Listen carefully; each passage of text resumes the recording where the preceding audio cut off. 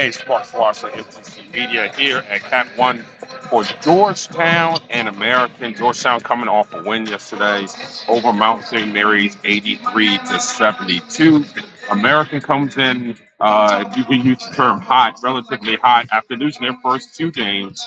They have won their last two, including earlier this week, a win over NJ. Well, I guess that would be last week. Today's Sunday. Uh, Last week, wins over Siena and NJIT. Well, we all know that last year, American came in here under then head coach Mike Brennan and walked away with a win over Georgetown. And now, on today, neither one of the two coaches are still here. Brennan is now an assistant coach at Loyola, another Patriot League school, while Patrick Ewing left Georgetown in the last season. And as far as I know of, is currently not coaching. So when you look at it, it's not only the two coaches have changed, but stylistically, this game will look different than last year.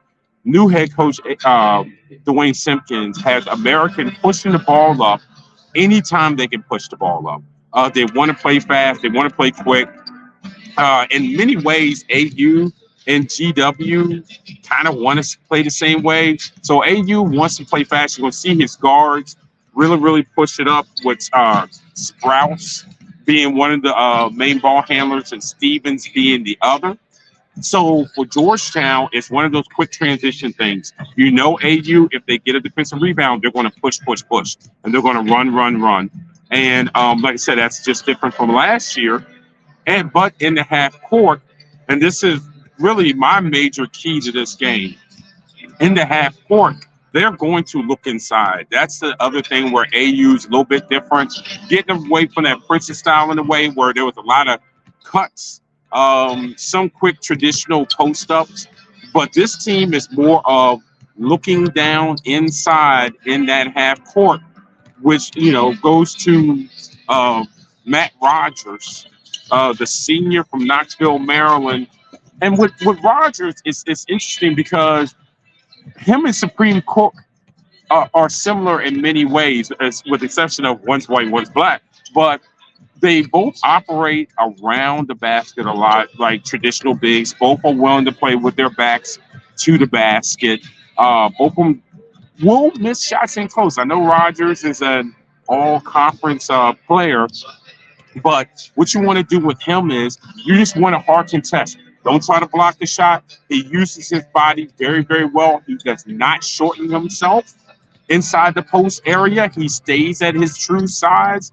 So a lot of what Matt Rogers is, you wall up and you make him finish over. But he's going to be one of those bigs who are going to stay active.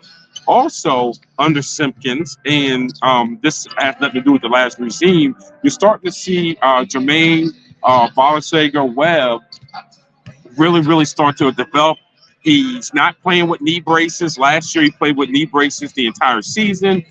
He's brace-free, and he's lost a ton of weight. Again, he's another guy who comes in off the bench. He plays primarily on the box in the lane. So, again, kind of what people would call old schoolish in today's age. Because it's more of a traditional back to the basket, let me get on the boards thing with them. And then when you look at with Georgetown, Drew Fielder and Ryan Mutombo now come into play today. Fielder plays inside, plays out, not the best perimeter defender, but he's really not going to ask unless Cooley puts in some combinations that I'm not sure he's going to put in. I don't think that Fielder's going to spend a lot of time having to stop a ball handler on the perimeter. That's not to say that he won't have to cover on the perimeter, because guys like Rogers and Webb will be in action, but you won't see him have to guard someone in space as much. Now, as I say that, there is one caveat to that. If Georgetown switches everything today, that could put Fielder on a guy that's a primary ball handler. We're going to see. That's one of the things we want to see today with Coach Cooley is, does he go switch 1 through 5? Does he go switch only 1 through 4? Does he go switch 1 through 3? especially with this lineup that has traditional bigs for AU. I don't know how much the game plan will be different than what we have seen in Georgetown's first few games. Um, so again, that's the key for me in this game is Webb, Rogers versus Fielder, Mutombo, Cook, because both teams they're going to play off of that. If those guys can be effective, do you feel that neither one of these coaches I think are going to double? So if they're going to be effective, do you keep throwing it inside? Do you kind of pinch? Do you hedge? Do you stunt and get back? There's all kinds of things and all kinds of ways you can do that. Now it also can start with ball pressure. You know, AU's guards will ball pressure you. Something that Georgetown struggled. They struggled with yesterday. They had 41 turnovers in the last two games. So that that's something you also have to keep a watch on with Georgetown. But the bigs, Georgetown had a decided advantage in the lane yesterday with offensive rebounding. From a physical standpoint, that advantage is not there. Now, you can play your way into the advantage, but they're not going to necessarily be able to take advantage of a smaller team because AU can match up there. Shooting. One of the things I don't think Georgetown probably gets enough credit for is their ability to get guys in spots where they feel comfortable being able to shoot it. Now, you saw it yesterday.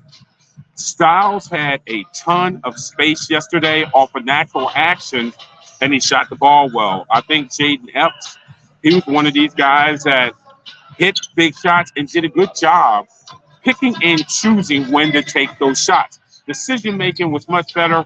That helped Jay Heath because when Heath got into actions, he had a big game and a good shooting game too.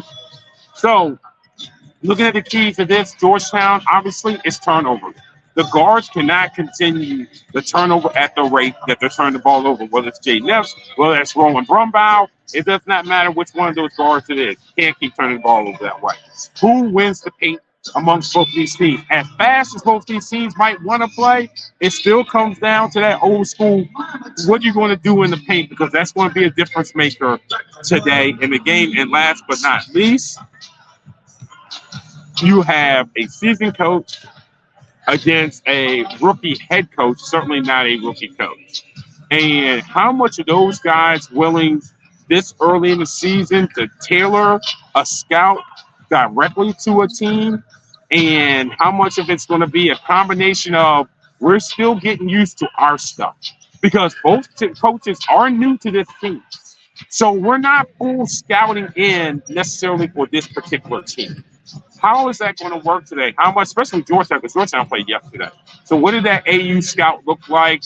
Are they just worried about doing Georgetown things? Are there some specific AU things? If there are some specific AU things, what are the specific things? For AU, new head coach, you're trying to establish a style. How well do you know how much you want to go away from that style for one game? Yes, it's a big game on your schedule, but how much you want, or how much you want to sit there and say, this is where we're going to be. This is who we're going to be. I'm not going to try to act like, this is the movie Hoosiers and try to put together a specific game plan against it before we learn and can able to do the things that we would like to do.